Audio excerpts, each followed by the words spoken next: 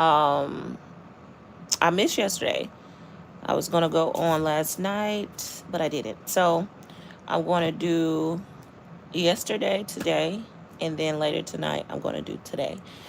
And the reading for yesterday, we stopped on Genesis 25, and it was talking about when Abraham died.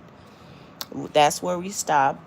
And so now we're going to start at Genesis 26. Genesis 26. And we're going into Genesis 29. I believe it's Genesis 29, 26, 27, 28, 29. Yeah, so we'll be reading today Genesis 26 through Genesis 29. And I am reading out of the NIV. So this Bible study is like 3 chapters a day and sometimes 4. I just noticed that the last 2 were pretty lengthy. They were about 4 chapters. So 26, 27, 28, 29. So yeah, not that lengthy, but it was just more than 3. So let's get started. Okay, this is Isaac and Abimelech, chapter 26 in the book of Genesis. Now there was a famine in the land besides the previous famine in Abraham's time, and Isaac went to Abimelech, king of the Philistines, in Gerar. The Lord appeared to Isaac and said, "Do not go down to Egypt. Live in the land where I tell you to live. Stay in this land for a while, and I will be with you and will bless you. For to you and your descendants I will give all these lands, and will confirm that oath, or the oath I swore to your father Abraham." Verse 4, "I will make your descendants as numerous as the stars in the sky, and will give them all these lands, and through your offspring all nations on earth will be blessed. Because Abraham obeyed me and did everything I required of him, keeping my commandments, my decrees, and my instructions." So Isaac stayed in Gerar. When the men of that place asked him about his wife, he said, "She is my sister." And that's hilarious because we know that his dad, Abraham, did the same exact thing. Like, family patterns is a real thing. So he said that she is my sister because he was afraid to say she is my wife. He thought the same thing that Abraham thought. He thought that the men of this place might kill him on account of Rebekah because she is beautiful. When Isaac, hey Taylor, how you doing today? I hope you're well. We're reading Genesis 26, verse 8. When Isaac had been there a long time, Abimelech, king of the Philistines, looked down from a window and saw Isaac caressing his wife Rebekah. So Abimelech summoned Isaac and said, "She is really your wife. Why did you say she is my sister?" What are you doing? I'm reading Genesis 26, chapter 26 of the Bible. I'm reading the entire Bible for the year of 2026, and we're on Genesis chapter 26 today through 29. Isaac answered him, "Because I thought I might lose my life on account of her." Verse 10, then Abimelech said, "What is this you have done to us? One of the men might well have slept with your wife, and you would have brought guilt upon us." So Abimelech gave orders to all the people, "Anyone who harms this man or his wife shall surely be put to death." He had a lot of favor. Verse 12, Isaac planted crops in that land, and the same year reaped 100-fold, because the Lord blessed him. The man became rich, and his wealth continued to grow until he became very wealthy. He had so many flocks and herds and servants that the Philistines envied him. So all the wells that his father's servants had dug in the time of his father Abraham, please God forgive me, the Philistines stopped up, filling them with earth. Then Abimelech said to Isaac, "Move away from us. You have become too powerful for us." So Isaac moved away from there and encamped in a valley of Gerar, where he settled. Verse 18, Isaac reopened the wells that had been dug in the time of his father Abraham. You see black, yeah, you see black. Which the Philistines had stopped up after Abraham died. It's just the audio. After Abraham died, and he had gave them the same names his father had given them. Always fine, Taylor. God bless you. Hope you have a great day. Verse 19, Isaac's servants dug in the valley and discovered a well of fresh water there. But the herders of Gerar quarreled with those of Isaac and said, the water is ours. So he named the well Esek, because they disputed with him. Then they dug another well, but they quarreled over that one also. So he named it Sitnah. He moved on from there and dug another well, and no one quarreled over it. He named it Rehoboth, so saying, now the Lord has given us room, and he will flourish. We will flourish in the land. Where are you? Okay.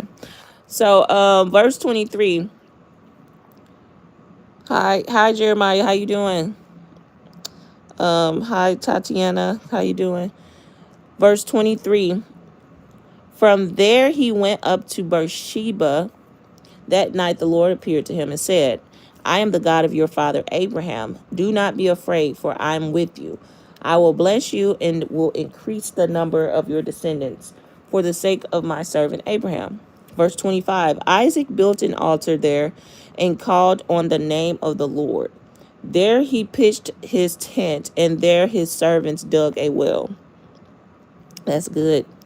Verse 26, meanwhile, Abimelech had come to him from Gerar with Ahuzah, his personal advisor, and Phicol, the commander of his forces. Isaac asked them, why have you come to me, since you were hostile to me and sent me away? They answered, we saw clearly that the Lord was with you. So we said, there ought to be a sworn agreement between us and you. Let us make a treaty with you that you will do no harm, just as we did not harm you, but always treated you well and sent you away peacefully. And now you are blessed by the Lord. Isaac then made a feast for them, and they ate and drank. Early the next morning, the men swore an oath to each other. Then Isaac said to them on their way, and they went. Then Isaac sent them on their way, and they went away peacefully. The day Isaac's servants came and told him about the well they had dug, they said, we found water. He called it Sheba. And to this day, the name of the town has been Beersheba.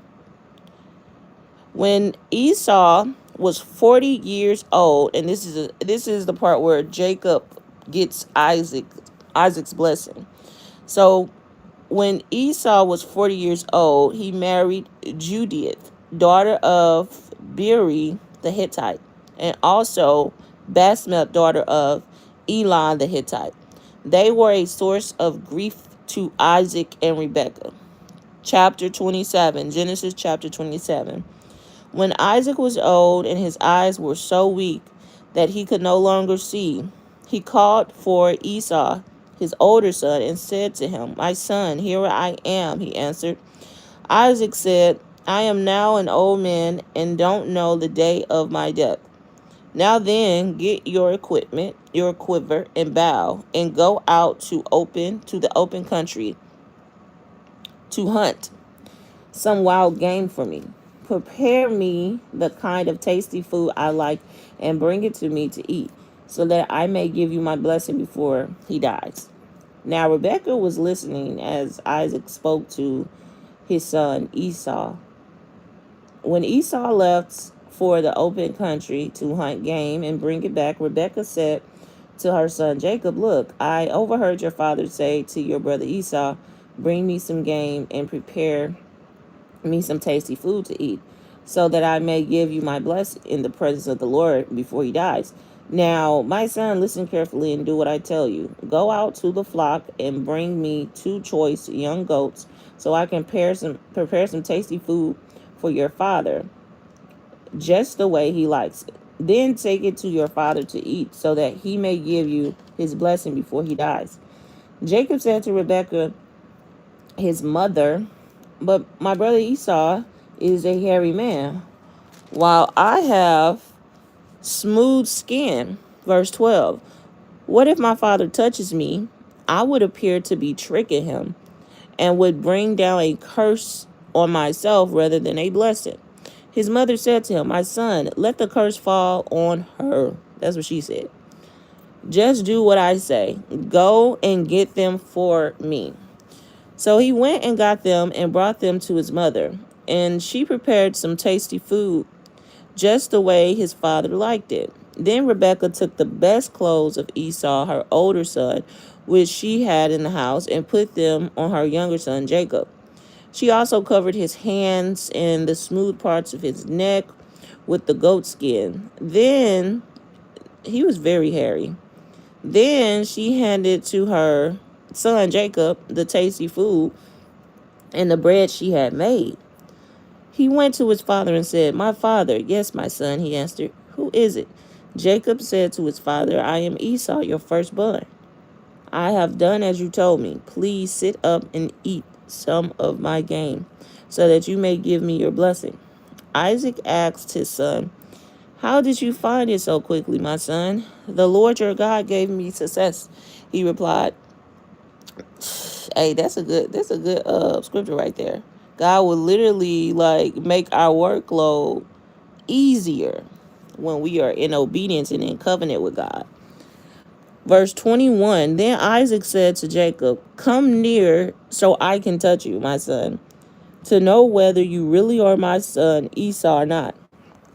Jacob went close to his father Isaac, who touched him and said, the voice is the voice of Jacob, but the hands are the hands of Esau. He did not recognize him, for his hands were hairy like those of his brother Esau, so he proceeded to bless him. Are you really my son Esau? He asked. I am, he replied. Then he said, my son, bring me some of your game to eat, so that I may give you my blessing. Jacob brought it to him, and he ate, and he brought some wine, and he drank. Then his father Isaac said to him, come here, my son, and kiss me. So he went to him and kissed him. When Isaac caught the smell of his clothes, he blessed him and said, oh, the smell of my son is like the smell of a field that the Lord has blessed. May God give you heaven dew and earth riches, an abundance of grain and new wine. May nations serve you and people bow down to you. Be Lord over your brothers, and may the son of your mother bow down to you. The sons of your mother bow down to you. May those who curse you be cursed, and those who bless you be blessed. After Isaac finished blessing him, and Jacob had scarcely left his father's presence, his brother Esau came in from hunting. He too prepared some tasty food and brought it to his father. Then he said to him, my father, please sit up and eat some of my game, so that you may give me your blessing. I am your son, he answered, your firstborn Esau. Isaac trembled violently and said, who was it then that hunted game and brought it to me? I ate it just before you came, and I blessed him. And indeed, he will be blessed. Oh, that's a whole study right there. I'm going to have to come back to that, because that is crazy. Like how he had to be blessed, even though he kind of tricked him, because he made that covenant with him. I believe, yeah, I gotta study that more.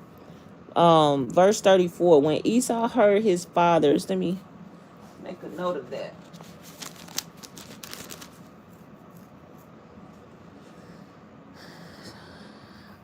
There's a covenant. He had to honor his word. So he represented God in that matter. I believe Isaac represented God, and how God cannot go against his word. In the scripture, it reads that God has to honor his word. He put his word above all things. It's something like that. I'm paraphrasing, maybe. Okay, so when Esau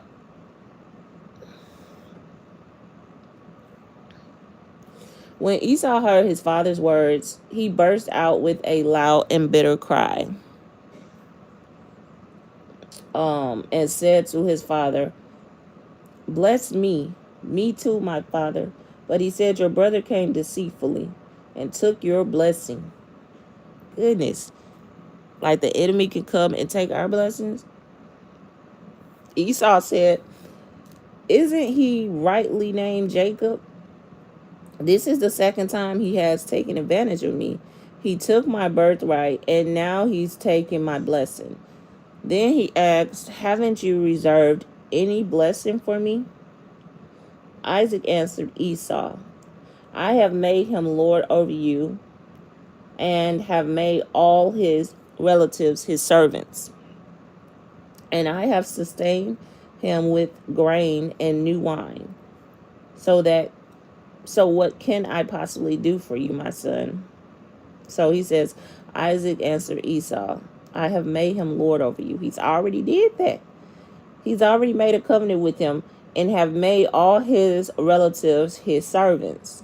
He's already made that covenant. That was law. That was the law. The covenant is the law. "And I have sustained him with grain and new wine. So what can I possibly do for you, my son?" So Esau said to his father, "Do you have one blessing, my father? Bless me too. Do you have only one blessing, my father? Bless me too, my father." Then Esau wept aloud. His father Isaac answered him, "Your dwelling." So he's blessing Esau now. He says, "Your dwelling will be away from the earth richness, away from the dew of heaven above." Oh dang. So he curse him? "You will live by the sword, and you will serve your brother. But when you grow restless, you will throw his yoke from off your neck." Okay. So Esau held a grudge. So I'm thinking that's what it's talking about. Like the thing that he just said to him, we're about to get into it. It says Esau held a grudge against Jacob because of the blessing his father had given him. He said to himself, "The days of mourning for my father are near. Then I will kill my brother Jacob." So when Rebekah was told what her older son Esau had said, she sent for her younger son Jacob and said to him, "Your brother Esau is planning to avenge himself by killing you.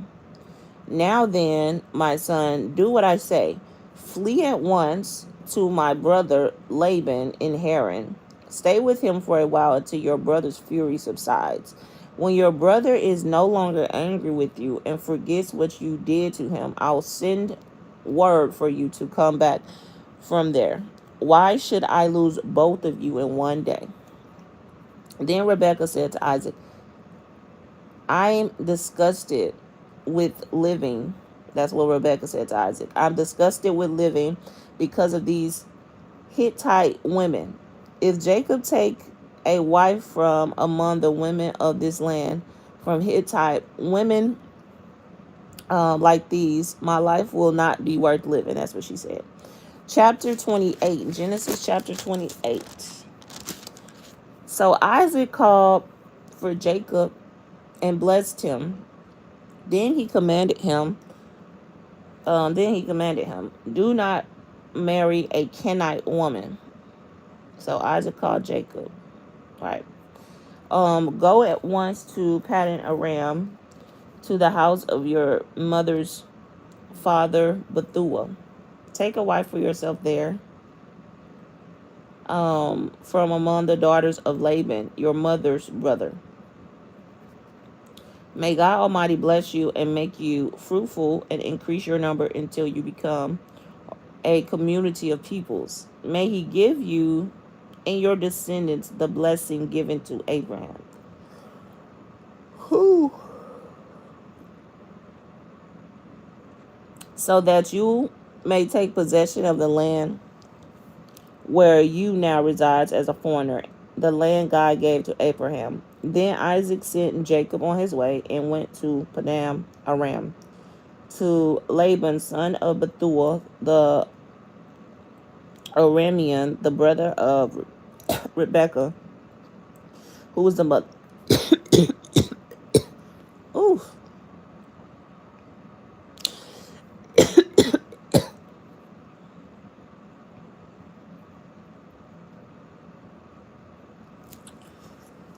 Now Esau learned that Isaac had blessed Jacob and had sent him to Padam Aram to take a wife from there, and that when he blessed him, he commanded him, "Do not marry a Canaanite woman," and that Jacob had obeyed his father and mother and had gone to Padam Aram.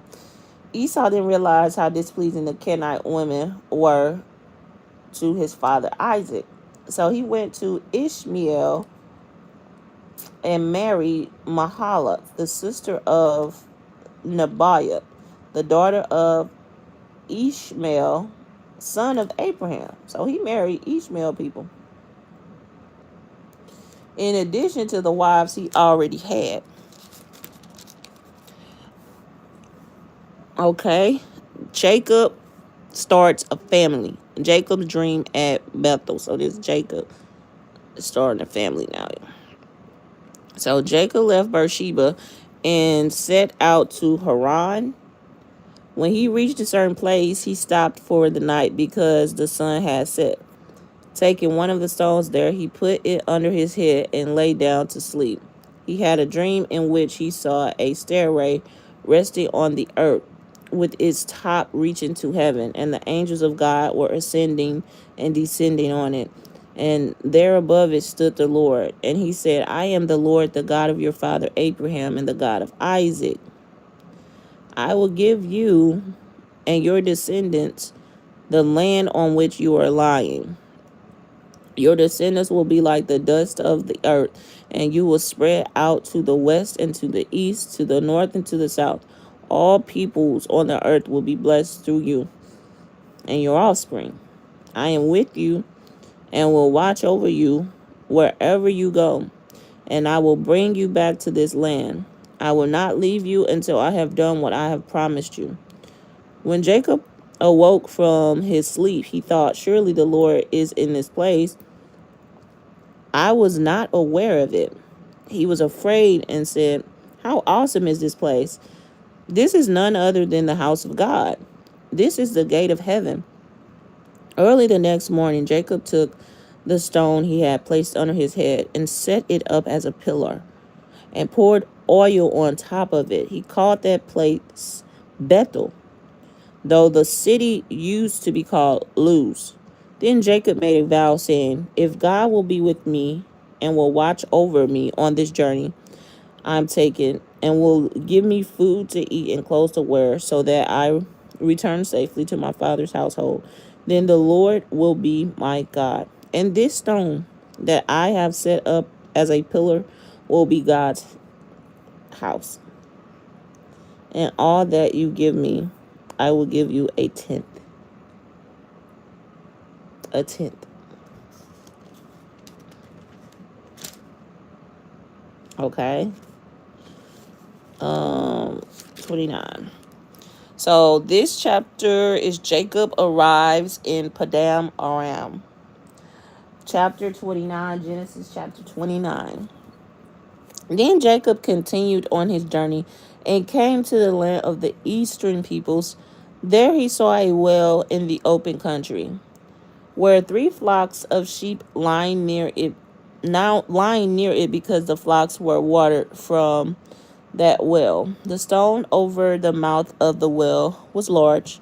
When all the flocks were gathered there, the shepherds would roll the stone away from the well's mouth and water the sheep. Then they would return the stone to its place over the mouth of the well. Jacob asked the shepherds, "My brothers, where are you from?" "We're from Haran," they replied. He said to them, "Do you know Laban, Nahor's grandson?" "Yes, we know him," they answered.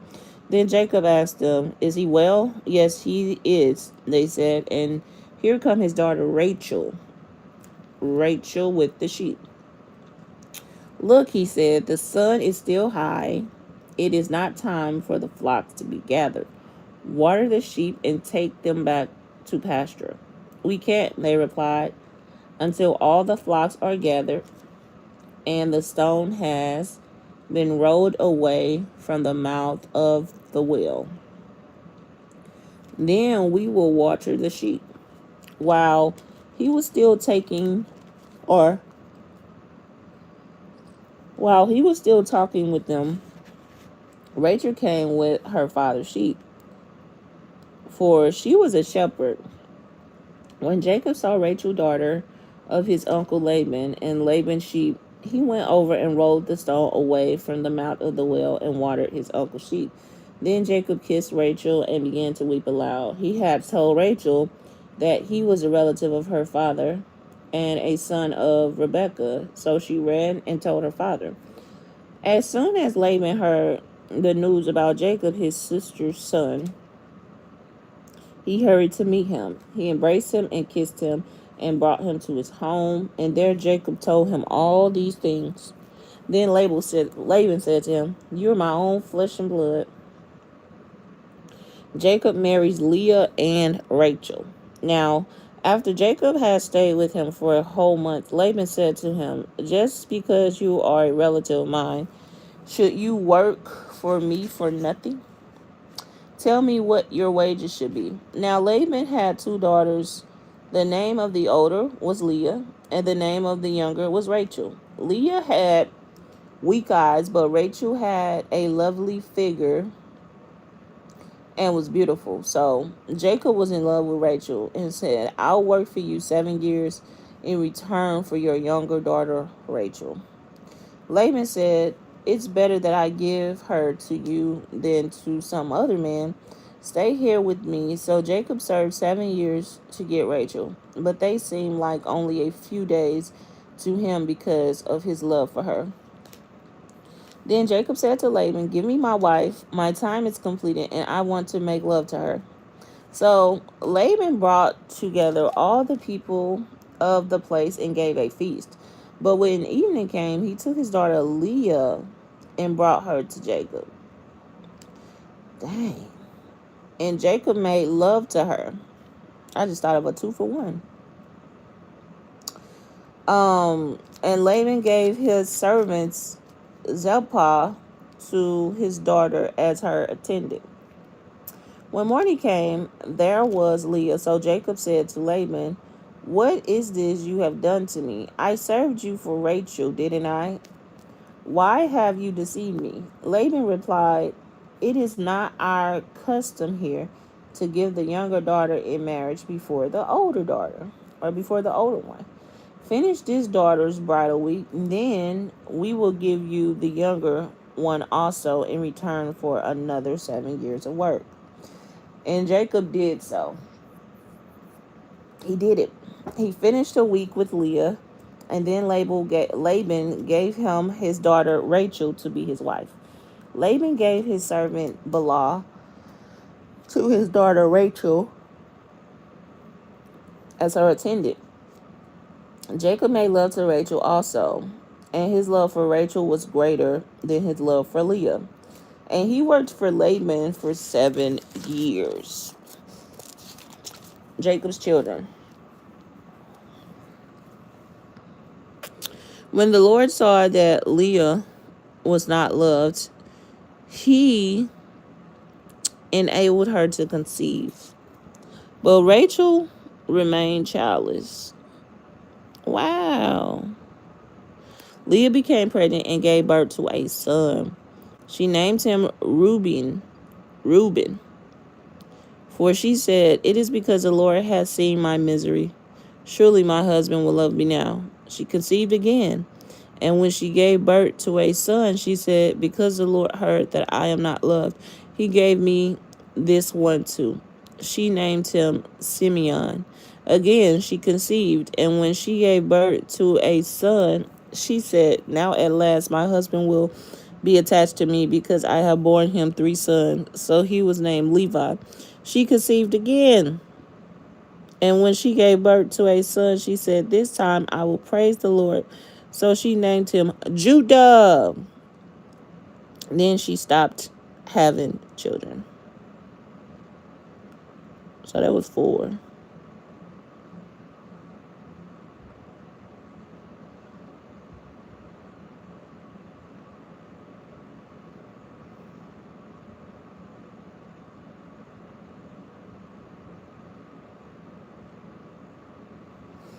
All right, so we stopping at this chapter. So I'll come on later to do 3 more chapters so that we can be caught up for the year. So I hope you guys have a blessed Saturday. Shabbat.